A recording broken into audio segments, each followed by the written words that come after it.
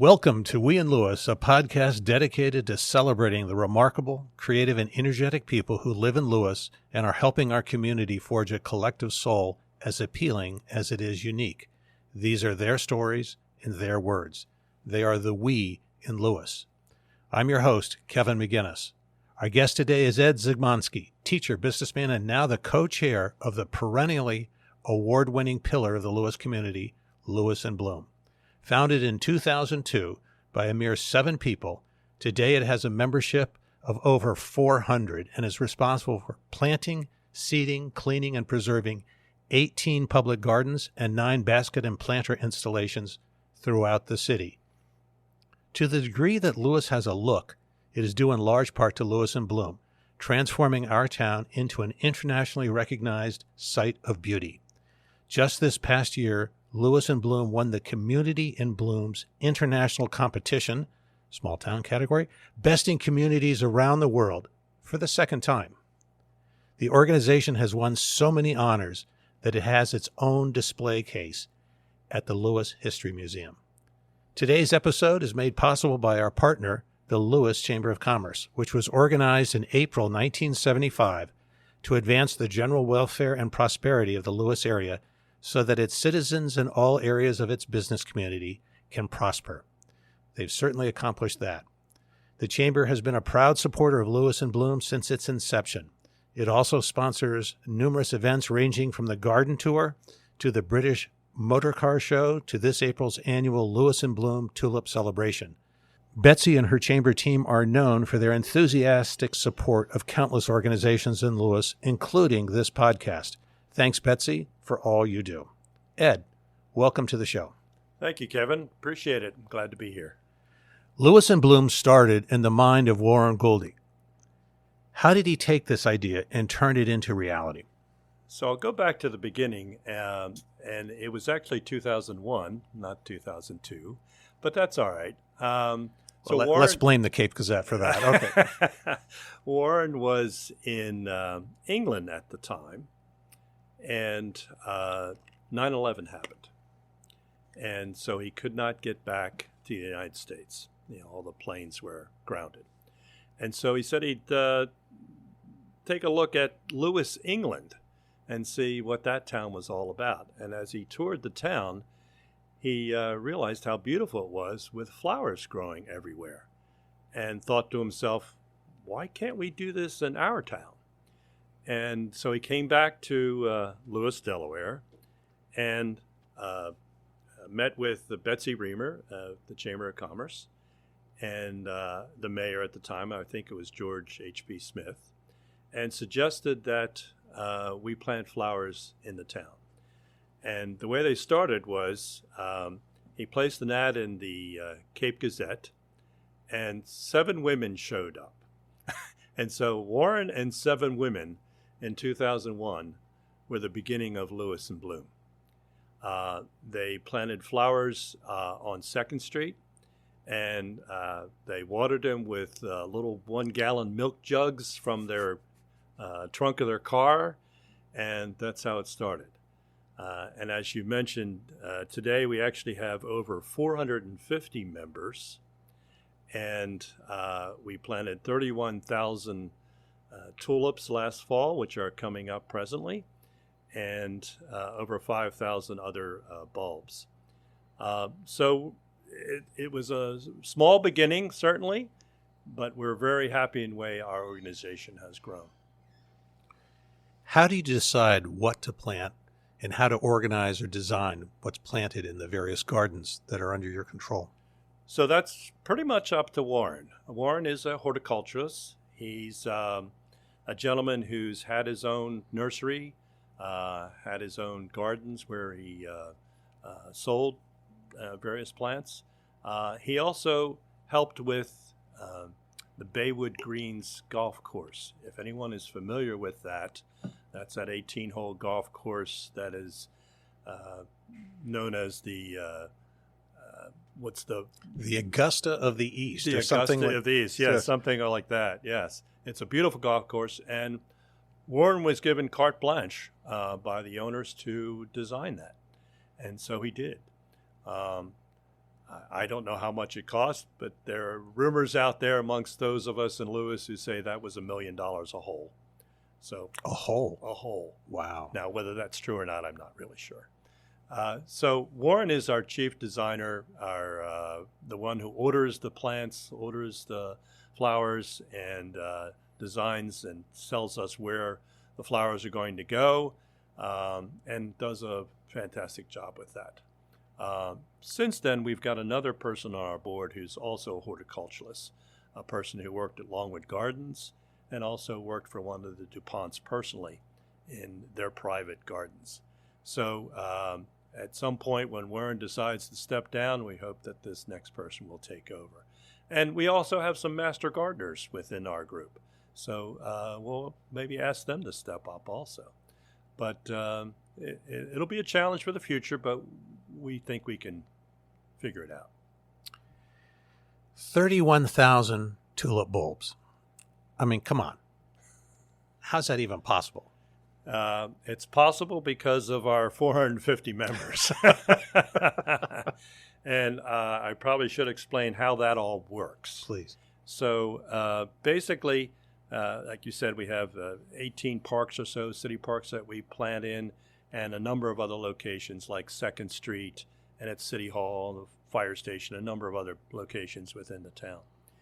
And all our members, we like to call them patrons.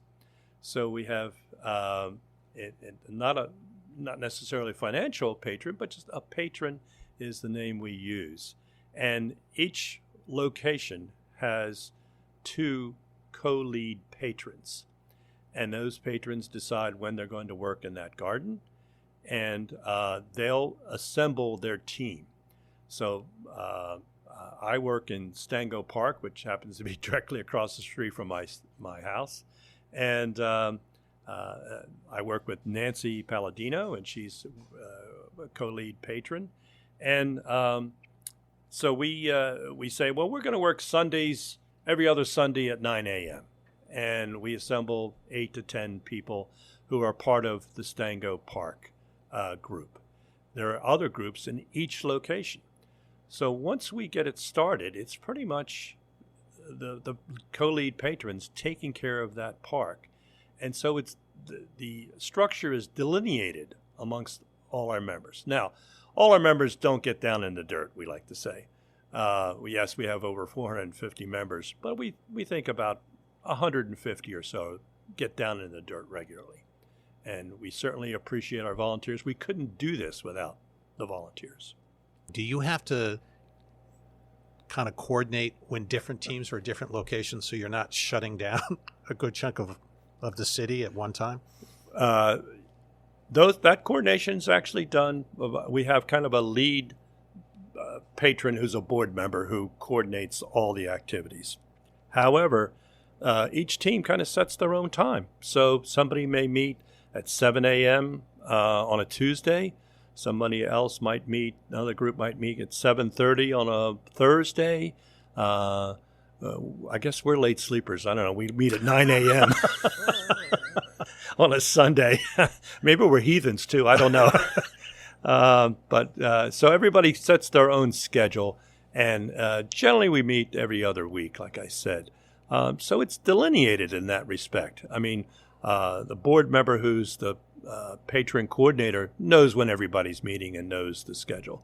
But and you can find out that schedule actually online. So anybody who's a member of Lewes and Bloom can go online, find when a certain park and those patrons are meeting, and show up and start digging.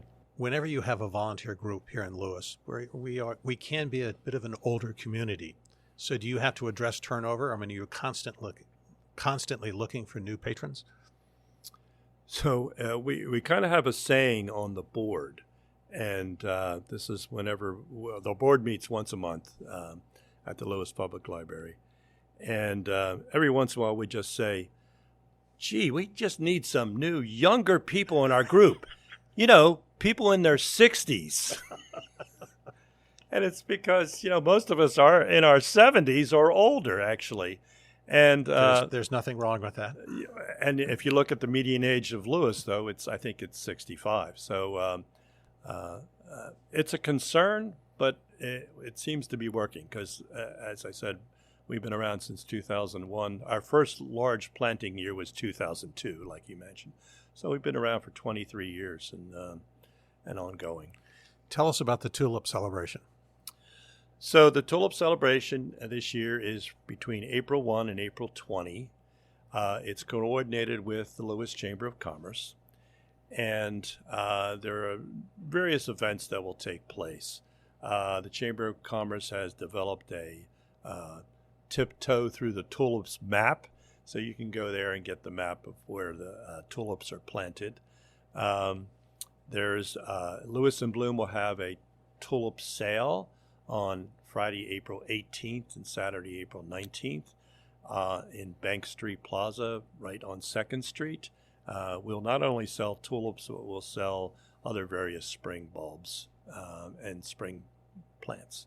And then there are other activities that the Chamber has organized. And so I would suggest just getting up with the Chamber. As a matter of fact, I was told earlier that Betsy Reamer at the Chamber and also the people at City Hall get phone calls all the time. Are the tulips up yet? Are the tulips speaking? When can we come down? So that goes on. And this year, I think we were thinking they may be a little late. I mean, don't come down here April 1 and expect to see 31,000 blossoming tulips. We had a cold winter, and Mother Nature takes her time. And we believe that in the neighborhood of April 10 to April 15, it will be the peak this year. Even I know that anything as beautiful as a Lewes and Bloom garden takes a lot of water. You mentioned in the beginning folks were using buckets. Do you now have your own water truck? Well, for many years after the initial milk jug watering group, Warren actually watered the plants himself. He had a pickup truck. He put a large container in the back of the truck and went around at 4 a.m. and watered the plants that we had planted. We've since turned that job over to the city. So the city has their own watering truck, whether it's on the back of a pickup truck, I'm not really sure. And they have a designated person that waters the plants at 4, 5 a.m., 6 a.m. And so that's not on us or on Warren any longer. How long does that take? It's done a couple times a week. I mean, we had a very dry summer last year in 2024. I think someone said that it didn't rain for almost 12 weeks, actually, which is very unusual for us. And so that has to be constantly watered and monitored. There was a situation where the pump on the water truck broke down, and we lost some plants in some areas. But that's been resolved, and we'll move forward. I think I saw one article that said it takes 600 gallons of water per watering. You got me there, Kevin. Well, I didn't expect to see you out there doing measurements, but I was just fascinated by that. I mean, takes a long time to put out that much water. Yeah. I think we all would agree that much of how people see and describe Lewes is due to the work of your organization. Many believe with good reason that Lewes and Bloom has directly impacted tourism, home values, and livability. Flowers and plants are not cheap. What's the cost of all the planting Lewes and Bloom does every year? Yeah. So we generally say we have a budget of around $200,000 a year. This year might be a little less than that, but it does cost us to plant all these flowers. And we have various fundraising activities that we have to raise our funds. So we have the annual Tulip Appeal in August, where we send letters out to it's been upwards of 5,000 people in the area and asking them for donations. That's been very successful for us. We have various other activities like the tulip sale coming up in April. We have a garden market sale on Memorial Day weekend. and where our members have donated plants to us, and then we'll sell them out of our warehouse on Schley Avenue the Saturday of Memorial Day weekend. And there's been some other activities where we've put together fundraising events. Last year there was a shop and dine experience here on downtown Lewes, where the merchants and a few restaurants gave back a percentage of their proceeds for the day back to Lewes and Bloom. We're very appreciative of that. But not least also is the city of Lewes. So I came to the city of Lewes a couple years ago and just outright asked them for a donation. I mean, when you figure the amount of time that our volunteers spend in the gardens, and you multiply that by the national average of, how one figures that out, it's about 16,000 hours that we put in, which coordinates to about $500,000. And so we're helping out the city by saving them $500,000 by planting all these flowers in town. So the city has given us about $25,000 a year the last couple of years. And this year I asked for an increase, and they agreed. And so it went up to $33,000. So we were very appreciative of that. And but like I said, we have to raise our funds. So anybody who wants to donate to Lewes and Bloom, please go to lewesandbloom.org and go to the donate page and donate. And you still have to raise the rest of the annual cost of what you do. Absolutely. Once a tulip bulb has finished flowering, they can be dug up. I don't know this personally. I was told that. And I believe that Lewes and Bloom provides an opportunity for anyone to do this at a prearranged time. When does this happen? So, again, it depends on Mother Nature. But generally speaking, it's the end of April. So most times by the end of April, the flowers have bloomed. They're done. Their petals are falling off or have fallen off. And we have what we say is a win-win situation for the town and for the members of the community. So on a specific day that we will decide that particular day, it's called the Tulip Dig. And anybody can come and dig up tulips, the 31,000 tulips in any of the parks that we have where the tulips are growing.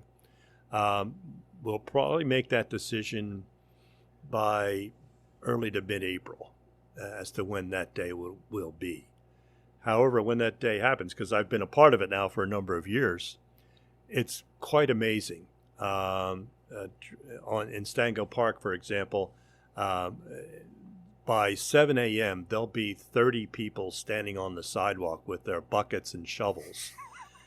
And when the whistle is blown at precisely 8 a.m., they'll start digging and dig up the tulips.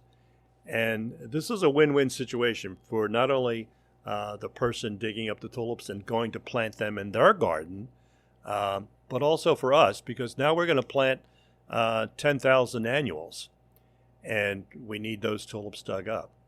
Now, some listeners may say, well, tulips come back, don't they?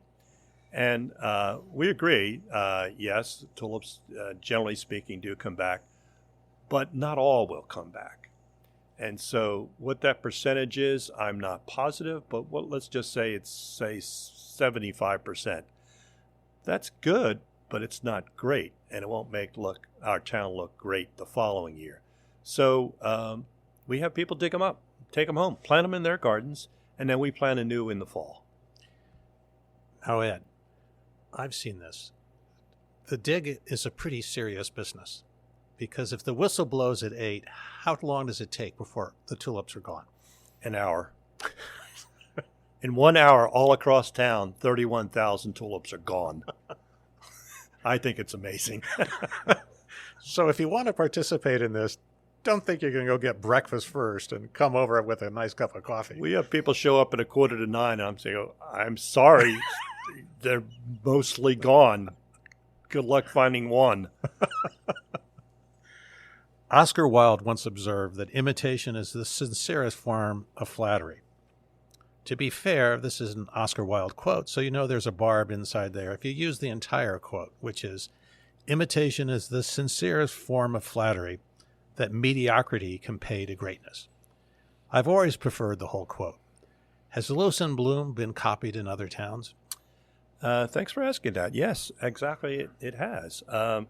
So we're aware of Rehoboth Beach that has started Rehoboth in Bloom.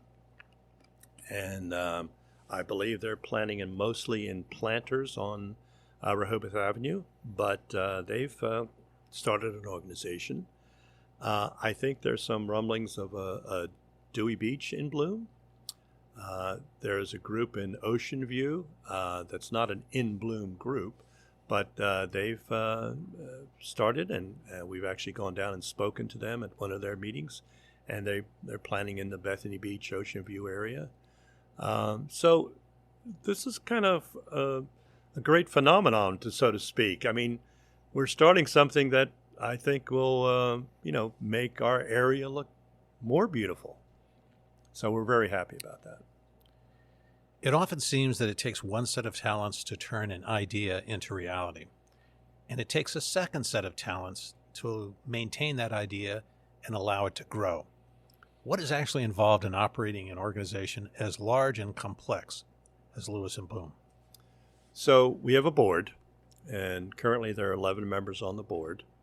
And you can be asked to be on the board. You serve a 3-year term, and then you could, if you are so willing, serve an additional 3-year term. So the most anyone can be on the board is 6 years, except for Warren, who's board emeritus, and he's on forever. So again, 11 members. We meet monthly, and once a year we have an annual retreat. Not that we go anywhere. We still have it in the library, but we meet for a full day. Sometimes as much as 8 hours, where we discuss the upcoming year and what we need to do, be it fundraising or planting or whatever it needs to be done. So the board meets, like I said, monthly, and we make those decisions as to how we are to continue. There's also a general membership meeting once a month, for the most part, not 12 months a year, but about 9 months a year. Also held in the library. They're held the second Tuesday of the month, generally speaking, in the large meeting room of the library at 4 p.m. And again, you can go online and find that information. But you have 3 co-chairs. So have you sort of divided up which of the 3 are responsible for overseeing what activity? That's correct. So the co-chairs will meet in December. Usually, if there's a new co-chair, and we just started with a new co-chair this past November, we'll meet in December and decide what duties each person's going to do. Whether it's warehouse, whether it's patrons, whether it's planting, what this specific situation is. And we all share those duties. One person is better at IT. So my co-chair, John Recker, is really good at the website and taking care of sending out a Sunday e-blast to all the members. Another person is doing the patrons. I'm kind of the finance guy. I worry about where we're going to get our next dollar. And so I'm in charge of the annual appeal and write the letter out to send up to 5,000 people. And so and a few other things. So it's all spread out and it's all good. But you're also responsible, I assume, for the books. We have a treasurer. Treasurer's responsible for the books. And let me point out, too, that these are all volunteer positions. Right. No one in our organization gets paid, not one person. So our treasurer takes care of the books, and she's really good at doing that. And we are our own nonprofit. So up until a year ago, we were under the auspices of the Greater Lewes Foundation, which took care of all the tax issues, etc. But we got so big, I think we decided it was time for us to break away. And so we applied and received our nonprofit status from the federal government, from the IRS. And so we are our own nonprofit. So maybe this year we'll have to hire an accounting firm to do those kinds of things for the federal government. How do you buy your plants, your bulbs, your seeds, fertilizer, all of these things? Do you work through one vendor, or how do you approach that whole process? Now, that's where you're kind of asking the wrong person. Okay. Again, that's pretty much handled by Warren and another board member, Bill Edelman. And they have their sources, and they order the plants. We get them wholesale, obviously. Mm-hmm. In the spring, sometime in early May, we'll have a 18-wheeler truck on more than one occasion pull up to the warehouse on Schley Avenue, and a bunch of us volunteers are there to take off the plants and place them down, so then we can decide where they're all going to go. Warren pretty much knows where to get those and what to buy, and whether we need fertilizer, whether we need deer scram. If you've ever heard of that, that's a powdery mixture you try and throw around in the garden to keep the deer from eating up everything you've planted, like all my lilies last year. Training and education programs. I know you also do a lot of that. You work with people to talk to them about planting and flowers and maintenance and gardening. Generally, that'll happen in two instances. One, in our general membership meeting.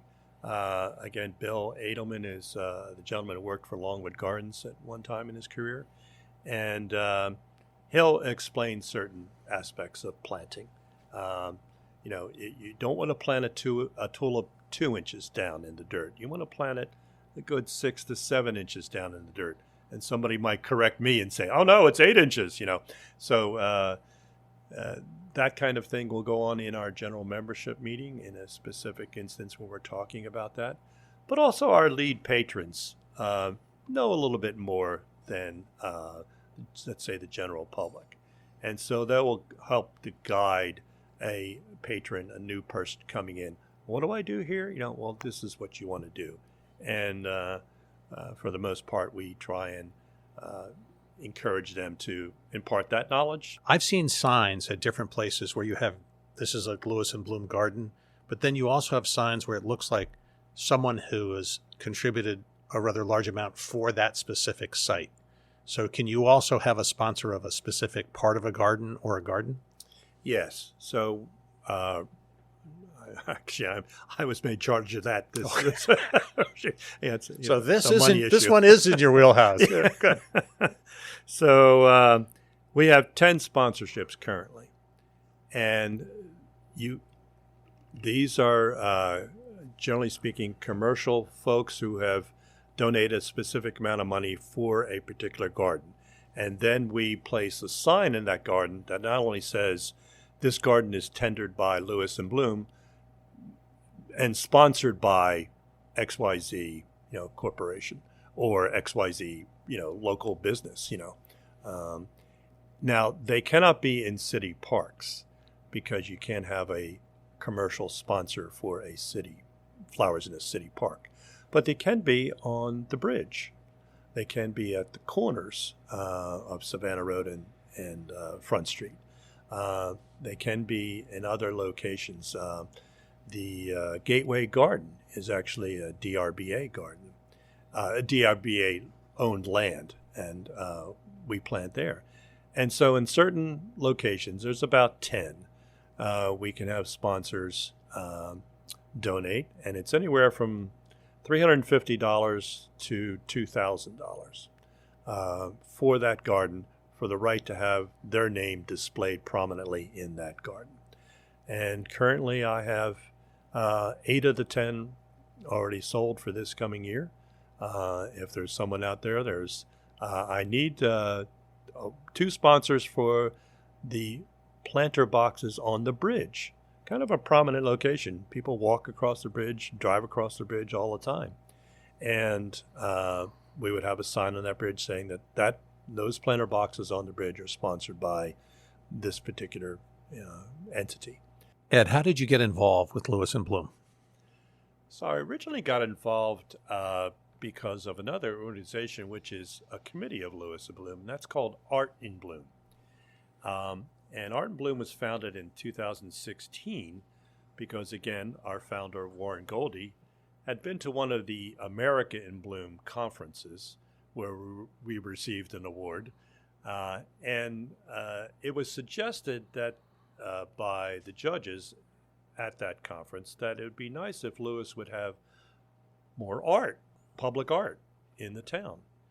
And so he came back, and his wife, Jane Ellen Goldie, founded Art in Bloom. And I joined within a month, I think. I went to one of the early meetings and said I'd like to be a part of this because I enjoy art. I enjoy local artists. I have a number of paintings by local artists. I can't draw a stick figure, but I enjoy that aspect. And so Art in Bloom started in 2016, and I think initially we had some grand notions and things that we wanted to do, and we might have scaled back slightly, but we've done a number of things already, and I think I'm actually very proud of what we have accomplished. So our first art piece was the 3 eclectic wind spinners on the trailhead next to the library, and we installed them in 2018, and they're still there, still spinning beautifully without any electrical support or anything, just with the wind. And then we did a mural on the side of the Beacon Inn that's historic in nature. It depicts the menhaden fishing industry, which was huge in this town. I don't know that people realize that at one point in the early 60s, Lewes was the largest fishing port in the country. It took in hundreds of thousands of tons of menhaden fish. And that industry was run by Otis Smith, who was also the mayor of the town at the time. And unfortunately, to make a long story short with respect to the menhaden fishing industry, that ended in the late 1960s because they had fished out the menhaden fish. But we wanted to honor that contribution, and we thought a mural would be the best depiction of that. And that's on the side of the Beacon Inn, and it's almost a 3.5-story mural. So I encourage people to go see that. Then we also did the mosaic mural tiles on the bridge over the canal. An artist came to us one meeting and said, "I think the bridge looks ugly." We're like, "Okay, what do you mean by that?" "Well, I think I could brighten it up a bit by putting, I'm a mosaic tile artist, and I think I can design something and put it on the bridge." We're like, "Okay, why don't you give us an example?" And so a month or two later, she came back and she had a little 2-foot by 3-foot example of what she could do, and we thought that was great. Now, having said that, it took us a while to accomplish that, only because the bridge is a state bridge, so we had to get the okay from powers to be in the state to do that. That took about a year actually before that we received that okay. But once we did, we started producing the mosaic tiles, and now there are there's 4 25-foot sections of mosaic tile on the bridge, and it was accomplished by over 50 members of Lewes and Bloom, who met at this artist's house in her driveway and during COVID outside, and placed these individual, like literally half-inch by half-inch tiles in place to make this project come to fruition. And I like to say, if I have this number correct, if anybody asks, "Well, how many tiles are there? How many tiles are there, Ed, on the bridge?" There are over 72,000. And this was accomplished all within about 6 months. And we placed them on the bridge, I think, the fall of 2021. So we've done that. And our latest project was the Lewes Railroad Station. If you see the building that's to the right of the Lewes Public Library, that is a replica of what was once a railroad station that stood near that location. There's some train tracks that are still there that the state did not tear up, and there's another volunteer group, the Lewes Junction Railroad and Bridge Association, that put a caboose on that train tracks, and they're going to wind up putting a engine also on there. And so the library came to us and said, we have these two large mechanical pieces that are kind of ugly. What can you do? And we thought, well, we'll cover them with a railroad station. And so the railroad station, there's nothing inside other than these two large mechanical pieces. Really? Yeah, you can't walk inside and like see things. But we approached Shaw Brothers and asked them if they would build it, and they agreed. But in Art and Bloom, you have to have patience. That project took us 5 years. Again, we had to get okays from the state, Right. and I won't get into the reasoning Right. there, and the city and all this other stuff. But we wound up accomplishing that, and that was put up January a year ago. If we can go back for a second to the mosaic on the bridge, I believe a lot of thought went into choosing what fish to represent in the mosaic and also the direction they appear to be swimming. Yes, the artist Lorelei Meaner, again, came to us and said she wanted to use all Delaware fish and actually Delaware Bay fish that are swim in the bay near us. And I believe the direction they're all heading is they're heading towards the bay. So are they in the canal? Yes, probably, possibly. Are they also heading towards the bay? Probably. So that's just a little aside. But we love Lorelei Meaner, who is the artist on this project and guided us all in completing it. It was an amazing effort. Like many of us, you chose to live in Lewes. You weren't born here. Where did you grow up? I actually grew up in Wilmington, Delaware. Born and raised there. Spent my early childhood on Jackson Street in Wilmington, Delaware. As you know by my last name, I'm Polish, and grew up near the St. Hedwig's Church, which is the Polish neighborhood in Wilmington. My father at one point, bought a house in the burbs, and I lived there in my like 6th, 7th, and 8th grade into high school, and then attended the University of Delaware, and enjoyed that experience immensely. And we kind of got the itch to travel. My wife and I, my wife Molly and I married in 1970. Did you meet at Delaware? Well, there's another whole story there. Oh, you'd be interested in. We actually first met in 6th grade. Really? Yeah, she was in the same 6th grade class as I was in, and then we got moved in 7th grade to another whole parish and another classroom setting, and so we didn't meet again until spring of senior year, and then we both went to Delaware, and I kind of knew her, and so things went on from there. Yeah, but we got married in 1970 and lived in Newark for a number of years, and kind of got the itch to travel a little bit, and I don't know if that's coming out of the 60s or what, but we traveled around North America for a year in a van with our dog. Kind of the, I don't know if I want to use the hippie experience word or not, but it is a little stereotypical. Like, yeah, was there a guitar involved? Or? No, unfortunately, no music that I could play, but a lot of music that we listened to. Yeah. Where did you go? Just about every state in the Union. I think I've been to 46 of the 50 states. We went to all 10 provinces of Canada. We went into Mexico.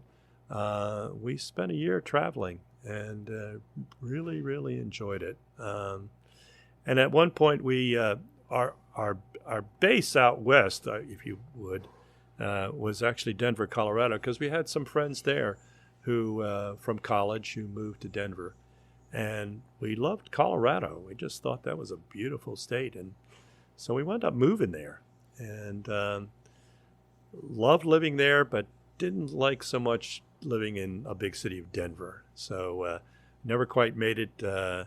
We always thought about buying a house in the mountains, but never came to be. And so at one point, our friends back east said, why don't you move back east? We're kind of down in this new town called Rehoboth Beach. It wasn't really new, but new to them, new to us. And said, okay. So we came back to Rehoboth, stayed a year, worked for friends who had restaurants, who opened up restaurants. And within a year, we thought we needed to buy a home because we had a small child at that point. And so we bought in Lewes. And long story short, we've been here ever since. So we've been here since in Lewes since 78. So that's almost 50 years, getting close to 50 years. There's a surprising number of studies about the health benefit of flowers, digging in the dirt in community gardens. The National Institutes of Health have several such studies in their library. All seem to point to the scientific reasons: cortisol reduction, increases in dopamine, serotonin, behind why flowers make people feel better. You often hear, well, I was in the garden today, I feel great. Well, there's actually a scientific reason for that. So have you might not know all of the science involved, but have you seen, I mean, it would seem that given what you're doing, not only is it having a hugely positive impact on the town, it's also perhaps helping with the happiness and well-being of your members. Well, I don't know about the science, Kevin. I'm not a scientist. But as I am smiling right now, flowers make you smile. I mean, just make people happy, I think. One of the unique things I've noticed is you mentioned to anyone, I'm with Lewes and Bloom, and I love Lewes and Bloom, and a big smile on people's faces. We get hundreds and hundreds of likes on our Facebook page when, we post something about flowers being planted, or here's the group in this garden, doing something. So again, I don't know about the science, but I think, yes, it does. I have my own personal garden. I've been working in my own personal garden for, I lived on Madison Avenue first since then. So almost, 45 years. And I love it. My wife says, I'm going out in the dirt. I just like, yep, I'm going to be out in the dirt, So what can I say? Do you currently live on Kings Highway? Correct. And that house is beautiful. Well, and thank you. Is that all your work? Well, I didn't build it. I was talking about the gardening and the landscaping around it, my friend. Yeah. I pretty much have planted everything around that garden. I'd say 90 to 95%. There might be a few items that were there when we first came. I think there's a crepe myrtle tree and a camellia bush that were there when we came. But I've pretty much planted everything. For some people, Lewes and Bloom is sort of the personification that this city is very much a town of volunteers. There are a lot of organizations that are illogically active and have memberships that you wouldn't think possible in a town this size. Do you think the town really does benefit from providing opportunities for the town, but also providing opportunities for all these volunteers to get involved in our community? Absolutely. And I'd have to hearken back to our former mayor, Ted Becker, who said that this is a town of volunteers, and this town wouldn't be what it is without the volunteers. There's no question in my mind that there's numerous organizations within this community that you could be a part of that makes this community stronger and better. If you retire, and let's face it, most of Lewes are retired folks. I think the median age is 65. you're not done yet, and you're ready to do something else. And I believe a lot of people have moved to Lewes and said, well, what am I going to do next? And they find a niche, whether it's Lewes and Bloom, the Lewes Historical Society, the Overall Falls Foundation, Fort Miles, the historic Lewes Farmers Market, and the History Book Festival. And I've probably only named a few. And they want to be a part of it. And they do. And I think that's what makes Lewes great. A great place to live, a great place to work, and just a great place to live. Ed, thanks for being our guest today. Thank you. As we record this episode, the tulip celebration should still be going, so I hope that those who are listening can make time to enjoy this incredible event. If not this year, then perhaps next year. Your soul will thank you. They say a flower blossoms for its own joy. Fortunately, because of Lewes and Bloom, there's a lot of joy in our town, both human and floral. Thanks to our partner, the Lewes Chamber of Commerce, for their support today and for all they've done with and on behalf of Lewes and Bloom. Don't forget to check out their office on Kings Highway, which doubles as a visitor center. It is a great way to learn what's happening around town. And thanks to you for listening and for your continued support. By the time this episode airs, hopefully the sun will have returned, the Arctic gales will have subsided, and the flowers have arrived. I hope you can take a few minutes and bask in the beauty the Lewes and Bloom Army has worked so hard for you to enjoy. From podcast headquarters here at the bar at Kindle, yes, the restaurant's closed, so Steve and I can actually find a seat. This has been We in Lewes, the podcast.